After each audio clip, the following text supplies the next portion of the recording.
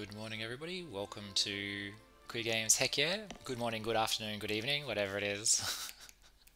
Okay, it's morning here. You've tricked me into revealing what time I am recording this. So much for it being a timeless video that you could be watching on the moon in the year 2050. Today we're looking at Quaint, which is a little game that I know nothing about. Other than that, I'm pretty sure it's a visual novel. I think it's a bit of a, boy meets boy kind of visual novel. So compared to the last few games we've played, which have been a little bit, I guess, non-standard, a bit non-traditional, I think this one's going to be, I'm guessing, I'm kind of predicting, this is going to be a little bit more of a kind of a bit of a chill vibe. What's there to say? If you don't like surprise content, look away. For all I know, it could be dark, it could be comedy, it could be rude, but we negotiate that stuff as we get to it because it's Queer Games, heck yeah, not Queer Games, rude words here. But let's get going.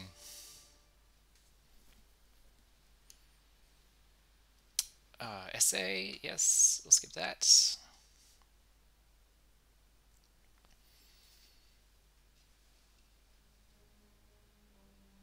Alright, interesting. I don't know if you can hear the sound. I'm just going to turn that up a bit. There we go. Alright. Your oral comfort is my primary concern. Read. It's just a really... I could tell from the title screen that the people who've put this together, whether it's a solo dev or a small team, are actually pretty good. Because already look at this. This is like AA quality graphics. Planet Earth, recognize it anywhere. Maybe missing Antarctica though? Oh well. What is it? Good evening, sir. I would like to inform we have just received a report on the Millbrook investigation. Lovely text box. Really love looking at the text boxes and just giving them their own moment. I think like text box art is like a whole subgenre that we just don't talk about enough because everybody's always like, the wow pieces are always the character art and then maybe the background art, but we never ever think about like the UI elements as their own sort of art form. And someone who's always grappled with them, like I just cannot do a good UI art. I'm always impressed when I look at other games. But then part of it is like, if you notice it, is it actually good? But in this case, I'm saying it is good. Alright, go on. Nice fonts, good font choice. The location of the target has been confirmed by our source, sir. I allowed myself to send you the file. I've already skimmed through most of it, thank you, Phelps. Mr. Phelps. Seems like 162 is making good progress. I was right to assign this mission to him. As always, sir. Hopefully he can gather enough intel and get rid of the target soon. It's too large of a threat for us to just sit idly and let the situation unfold. Especially now that our leads have been finally proven true. This is a major chance for us, Phelps. We can't afford to waste it. Yes, sir. I'm getting a little bit of Mr. Burns, and what's his sidekick's name? Smithers. According to the file, no contact has been made just yet. It would appear so, sir. That's fine. I'm sure it's just a question of time. 162 is one of our best, after all. We can rest assured he'll carry out any task we throw at him. Yes, sir. Anything else to report? No, sir. Alright, dismissed. My one thing about visual novels, like pretty much, it's my theory, and it's pretty much holds true, they all need an editor. Because I think if you're like a solo dev and you're making a visual novel, it's because you've got a story you want to tell, and you're probably really into the world building and the lore of it. And you're just like... and you've got unlimited space to play with. So, and also the words are kind of cheaper than the art. So you're like, yeah, I've got my one piece of character art, which took forever to get. I can have 10,000 words or 100,000 words, but I've never met a visual novel that I didn't think you could just chop out half the words. And I'm getting a little bit of that vibe from this already.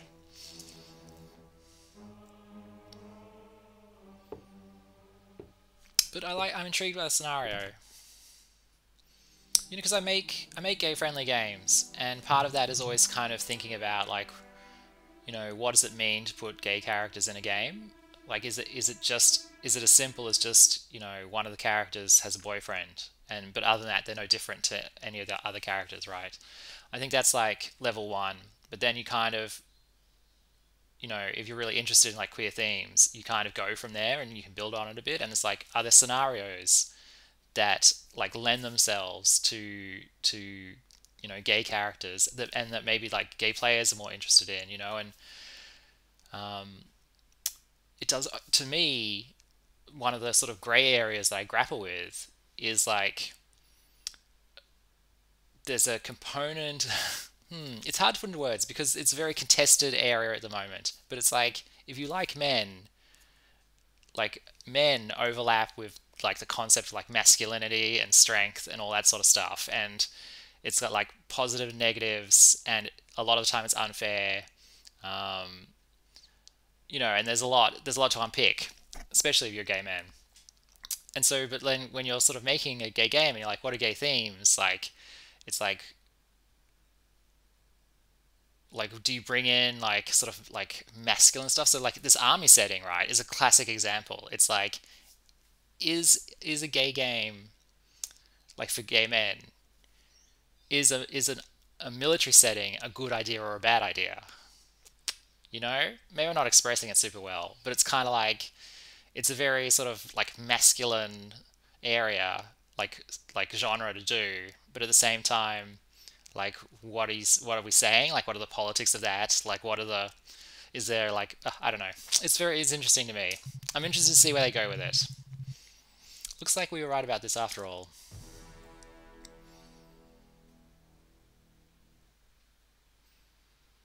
I'm always trying on stream when a game sort of provokes a reaction inside me. I want to kind of like talk it out, even if it's not like a fully formed, fully formed idea.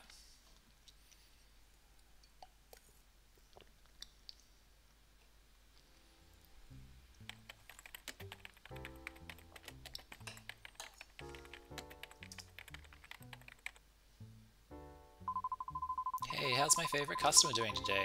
Do you want a refill or a cookie? Quentin. I'm fine for now, thanks. How are you?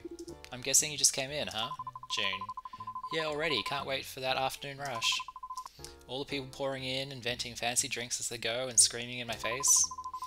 Yep, gotta love customer service.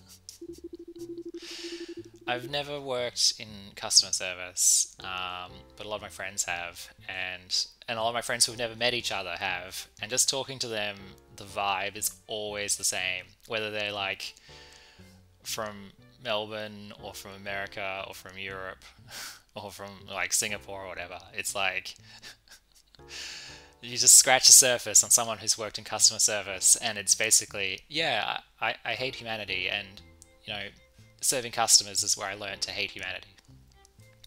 Quinton, that's precisely why I don't work with people. So, and also, I think Quinton's a programmer. I read on the little page when I downloaded the game. So I'm feeling a little bit of like synergy with Quinton. But on the other hand, I don't think your kind of job would be good for me.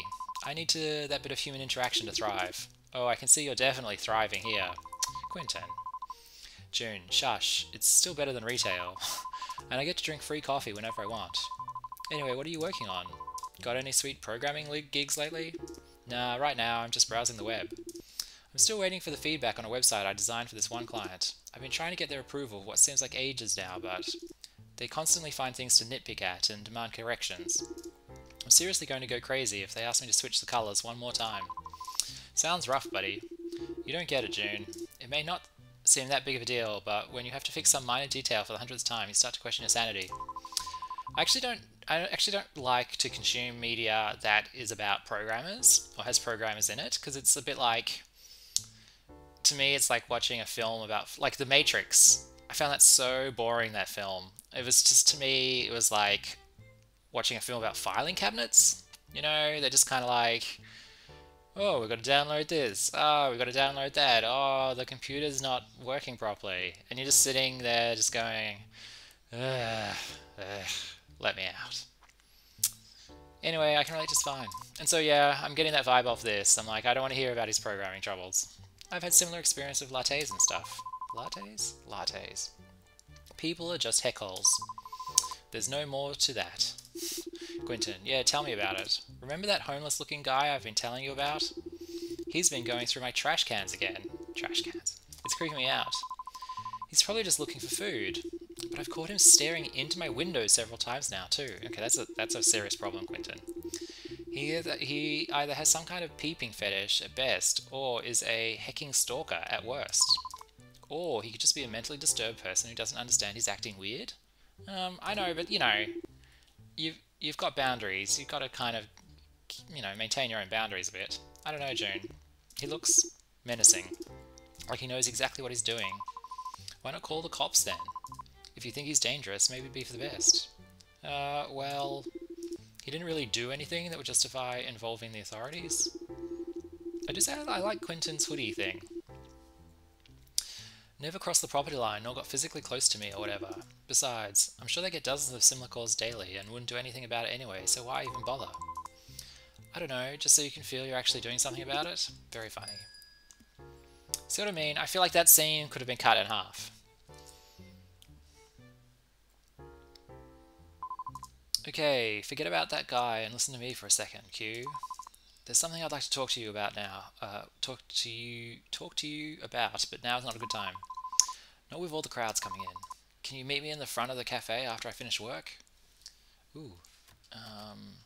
Well, he's a programmer, so he's going to be unnecessarily sarcastic. What, you want to confess your love for me or something? Because as much as I like and cherish you as a person, that's not going to happen. Ha, you wish that was the case, buddy. No man can steal this girl's heart. Oh, we like you, June. No, it's a matter of a different kind. But as I said, I'd rather discuss it in private. So can you meet me or not? I just think this is a really unfortunate decal on the talk box at the moment. Sure, great. I'll be waiting for you then. Just try to keep a low profile. We don't want to attract any attention. That's a weird request to make, but okay. I feel like you could have just told him what you wanted to tell him right now. You'll understand in time. Now if you excuse me, I need to go take care of this long heck line. Alright then.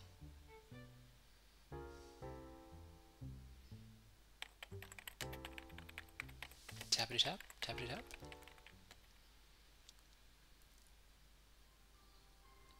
Okay, I'm just going to options, text speed. Oh, speed that right up. Okay. This is like something I learnt recently. Oh yeah, on the beat. It was my first person game where you're sort of walking around, and I sent the prototype or the beta to, or the alpha even, to a friend of mine who makes like shooter games.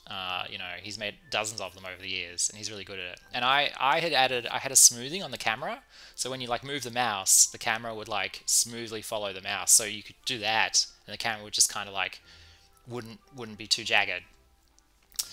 I had like a 1 second delay on it, and it killed him. It killed my friend. It was just like, Luke, there's something seriously wrong with your game. It's like, it's running so slow. It's like broken. I don't think it's fixable. And I'm like, what do you mean? And he goes, oh, you know, I moved the mouse and then the camera just like is chugging along behind it. Like, I don't know what the problem is. I'm like, oh, I put a smoothing on it. And he goes, like how many frames, Luke? Like 5 frames, 6 frames? I'm like, oh, a second. And I think he vomited a little in his mouth. But you don't know until, you know, I guess if you're not really familiar with the genre, you don't know like where the efficiency comes from, or like how much it's been cut back to the bone. I think in this case for visual novels, it's like you want that text on the screen like that. Like you don't want it going boop boop boop boop boop boop boop boop. Hey, sorry I'm late. I tried to be as stealthy as possible, but I might have attracted some bum's attention as I was passing by the grocery shop. Quentin.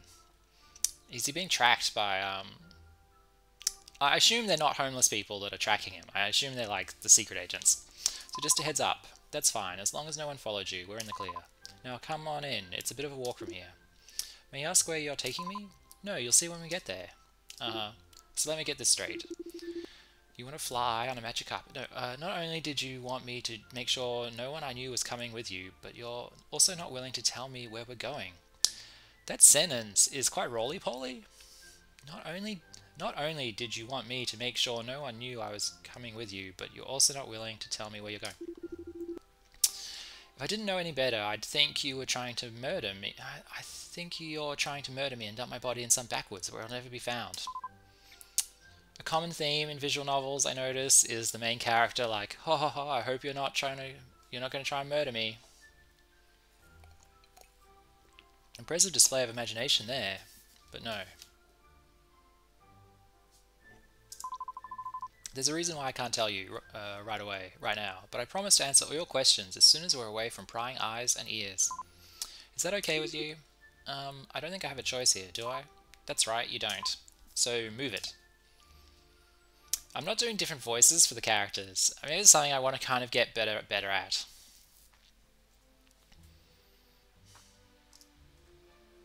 Okay, we'll try it with June. How much farther do you intend to drag me? Not that far. Or rather, this is the place. What? But there's nothing here.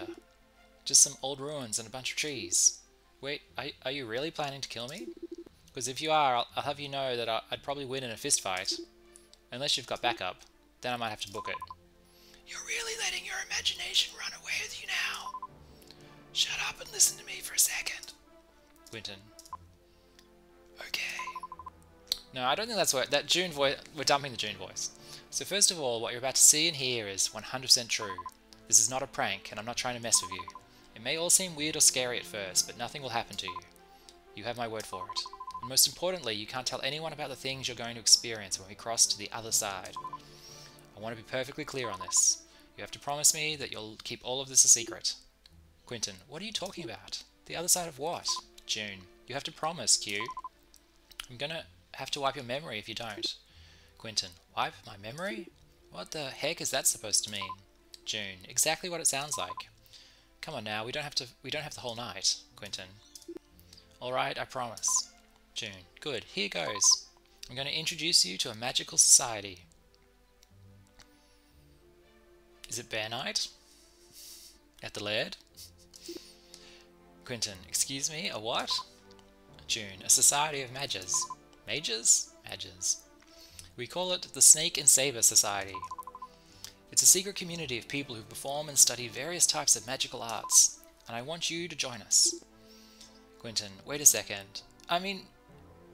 Okay, oh no. We can't mention the wizarding world thing, can we? But I'm just saying, he looks a little, snake school, you know? I wouldn't want him joining my club. Wait a second, I don't think... Wait, what do you mean by magical arts? Like magic tricks or practical jokes? Because that's not really my... June. No, Q. I mean it as in the power to do whatever you want, to animate things, transform matter, and control the elements. Hydrogen, helium, lithium, beryllium, boron, carbon? I don't know them. All possible, but with a simple thought. Look. Some sort of glowing hand thing, Quentin, but that's not... June, it's all real, believe me. Just come with me and let me show you. Ooh, magical door. Quentin, okay. Quentin looks tired, and not just in a programming way. Well, here goes nothing, I guess.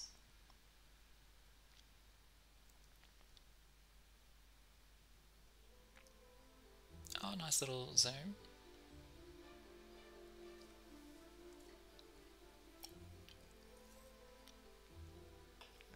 Oh. Where are we? What do you mean? We're in the exact same spot we've just been. But the castle. Wait, the ruins. This is what they used to look like in the past. We rebuilt the original Millbrook castle here to serve as our headquarters, so to say. You know, a safe place for us to undertake our activities, with shops, a library, a lecture hall, and all kinds of magical facilities. Some people live here, too. It's the heart and soul of our community. But how? Says Quentin. How does it work? June. I don't know the exact details, but it's said that our founders used a powerful spell to overlay a part of reality and create this little autonomous domain. This little autonomous polycule. June. And then they made it so that it can only be accessed by those privy to its existence. To put it simply, see, this is, in the context of this being a queer game, I'm loving kind of like the allegory here between like a secret magic society, you know. It's kind of nice to see it kind of explicitly done. To put it simply, this is like a pocket dimension on top of the one we came from. The borderline used to run just around the castle, but it now includes a bit of the town too. Pretty neat, huh? Quentin. Uh-huh. This may be a dumb question, but what's the reason for all the secrecy? Why'd go this far to hide it? June. It's a bit of a long story, but it's mostly to avoid conflict. In the past, there were people who wanted to use magic for their own gain, but were unwilling to respect our rules, so it was decided that the best course of action would be to conceal the very fact of our existence. And wouldn't you know it, it's been peaceful ever since. Quentin. I guess that's fair. Now, that's a precious sight, says June. I don't think I've seen you this confused before. Quentin. I'm kind of overwhelmed by all of this, to be honest. June. Yeah, I know this might be a lot to take in. Trust me, I've been there too. Just take it slow and keep an open mind, and you'll be fine. This scene could be half the length. Now come on, I'll introduce you to the people in charge. Like, I'm enjoying it a lot. But could be, needs an editor.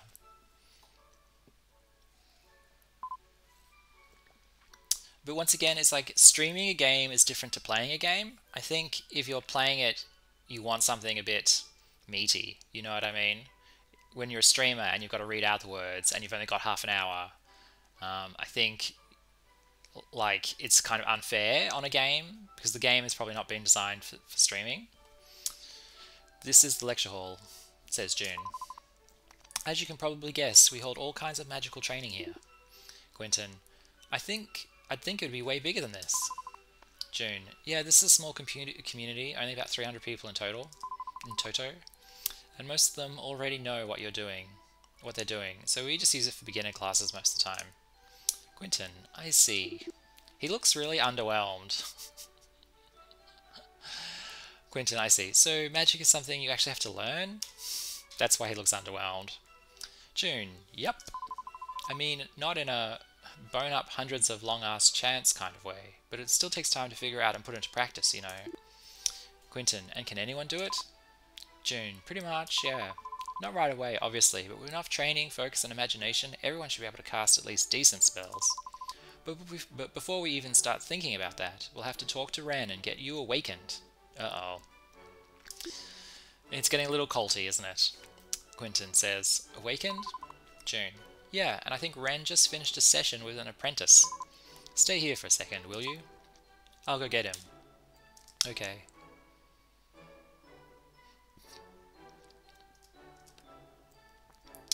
Quentin, thinking, wow, this is hecking wild. What the heck am I getting myself into? The whole society thing seems like way more than I bargained for.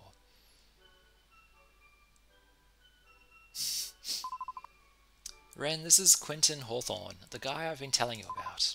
June. Question. Q, this is Ren Atwood, one of our masters. And this little cutie is his familiar, Penny. Penny is the snake. Quentin. Hi, Ren. Nice to meet you, Quentin. Ren. June tells me you'd be a good addition to our community and that she'll offer her recommendation for you to join us. That is, obviously, if you choose to do so. June says, what do you mean? Of course he will. Who in their right mind would pass up such an opportunity? Besides, it's got great resonance, so you might just start get yourself a brilliant new student as well. Quentin, I'm sorry, resonance. Are you talking about my skin? And yes, it is flawless. In other words, one's reaction to magic, says Ran, which may predict their potential as a mage. Mage? Mage. Ren, good resonance usually indicates greater possibilities in terms of power extraction, but it's not true in all cases. There's a lot of exposition. We get it. He's got midi-chlorians. He's got a high count. Just give him his lightsaber. Ren says, but let's not get into too much detail right now. It's actually a conversation for another day anyway. So, what do you say? Do you want to join us? I'm not sure how much you've heard about our community from June, but if you have any questions, feel free to ask. Quentin says, she didn't tell me a whole lot, but is there anything I should know before I say yes? Well, if you do join us, you'll be obligated to obey our rules and keep the existence of the society to yourself. No magic where the unawakened can see it. No abuse of power. So I zoned out there because we've got neighbors moving in next door, and I'm like, I think they can see what I'm doing, and I'm a bit like, I'm not embarrassed. I'm not ashamed. But it does seem like an odd thing for a person to be doing. Playing computer games and reading them out loud. And they're not standard video games, are they? It's not like I'm playing Team Fortress 2 or TF2 as the kids call it. No magic where the okay, so the rules. So this is Ren. No magic where the unawakened can see it. No abuse of power for personal gain. No harming others or damaging public property. No objections here, I presume. Quentin, seems fair enough. Ren, good. I'm going to have you sign this paper in blood. It's all written down in there. Read it carefully and put your name and address at the bottom if you agree to our terms. They all seem pretty rational, I guess. No reason I should refuse. Alright, here goes. This is not very interactive, this visual novel. It's more novel than game. Done. Do you own my soul now? No, but just so you know, it's a magically bounding document. By putting your name on it, you agree to accept the consequences if you ever choose to deliberately breach any of our rules. Do you understand? Well, that shouldn't be a problem. Yes, I feel like that should have been explained before you signed, and also, depending on what jurisdiction you're in, you may have a 30-day cooling off period. Ren, good. Now that reminds me, June. Milo said they wanted to see you. June says, alright, I'll drop by their office when I'm done here. But wait, why did that remind you of Milo? Did they get you in trouble? Ren replies, not quite, but in the morning we had a little argument regarding their research once again. What they're doing is not forbidden per se, but it just feels wrong. You know what I mean? Especially since we know for a fact there's no actual way to achieve what they're trying to do. June, oh well, just leave them be. Milo may be stubborn, but they're not stupid. They must have their reasons to believe it can be done. And even if they don't succeed, so what? They might make another discovery while they're at it, so it's all good in my book. Well, I'm just saying, sorry to butt in like this, says Quentin, but are you talking about that Milo? The one who almost burned down someone's house while making a grilled cheese sandwich? June replies, yep, I'll introduce you one of these days, too. Wow, I just can't wait for my two favourite people in the world to finally meet, so we can all hang out and be the best of friends together. You guys are my best friends. Ren, wait, how does he know about Milo? You've been telling people about them? Well, says June, I do sometimes talk to friends about my other friends. That's what normal people do, Ren. Besides, if Q here is trustworthy enough to be awakened, that tiny bit of gossip won't hurt anyone either. Especially since I omitted any references to magic and stuff. A grilled cheese sandwich is magic? So hard disagree from me. No need to get so worked up about it, says Ren. If you say so. Anyway, back to the matter at hand. We've dealt with the formalities, so let's get to the point. Come here, Quentin. You might feel a tingling at first, and then it'll get a little bit warm. Can we start, June? June says, ready when you are. Quentin replies, wait, you're both going to do it? Ren says, it's always better to keep things balanced, you know. Now relax, and let us do our thing. Ooh. Oh.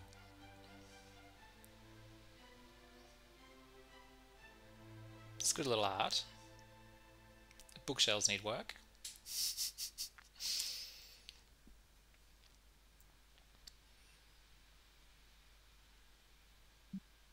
Oh, you were right, says Ren. That was actually pretty decent resonance. Almost as good as yours. Have you been measuring my resonance without telling me? I feel like that's, you know, that's a bit sus. See, I told you. June asks, you okay there, Q? Quentin replies, yeah, it's just, you know, warm was an understatement. June says, haha, I know. It's because you were exposed to a sudden rush of power you're not used to yet. You'll be fine in a second though. Just wait it out. Quentin says, uh-huh. Ren says, it's already late today, so I'd recommend going home and letting your body rest. You are, however, more than welcome to come back tomorrow for your first magic lesson. We'll teach you how to extract and use your new powers. Can you bring him in, June? June says, yeah, but it'll have to be in the morning because I've got work later. I could come get you around 9. You okay with that, Q? Quentin says, sure. Ren says, okay, elementary level classes are held here in the lecture hall by Mrs. Connell. Connell? Let's say Connell. Ren, I'll let her know you'll be coming in. Great, thanks. So I guess that means we're done here. June, you go talk to Milo now, and I'll send Quentin home. June says, alright, see you guys tomorrow. She winks. Quentin says, bye.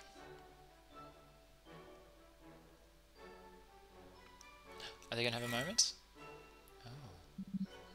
This portal will transfer you to your front door.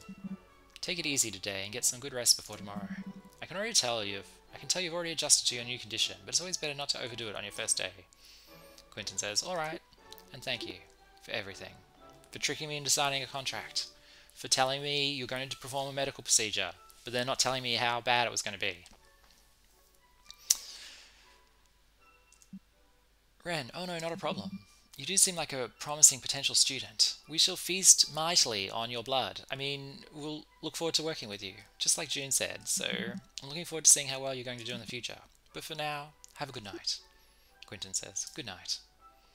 I feel like this is the third good night we've done this scene.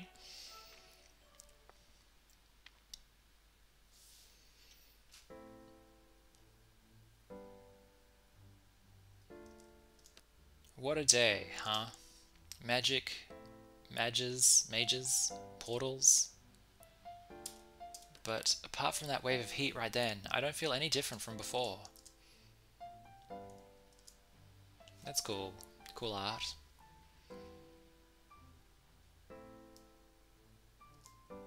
It's no use. Guess I'll have to wait till tomorrow.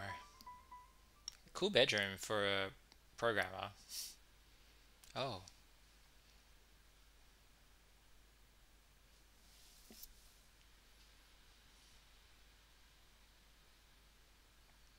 What? That's like 5 years, isn't it?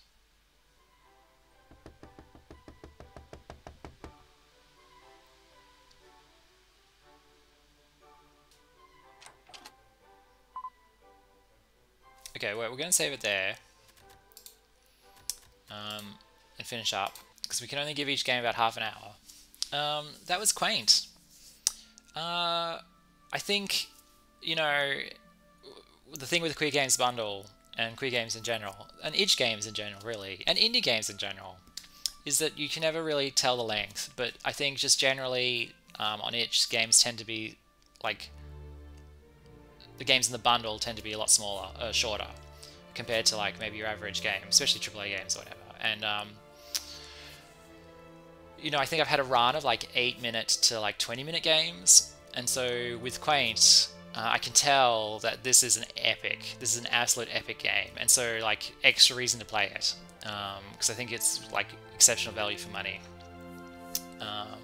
But the flip side to that is you don't see much in just half an hour. You know, we literally just barely got introduced to the main characters. We barely got introduced to the main concept, and we got sort of hinted at a bunch of mysteries, like who are the military people, you know, all that sort of stuff. But we didn't really get anywhere near the meat of it. So, but if you did like what you saw, absolutely download it. I think it's like 80,000 words or something, so you'll have a good time with it. I thought the characters were interesting enough. Like, very early days. I would have liked to have seen it sort of turned up to 11, like Quentin. You don't really know much about him other than he's a programmer. But yeah, that was really polished, and that was really good. I can always do a part 2 if people want. You know, subscribe, let me know in the comments, send in your suggestions or requests.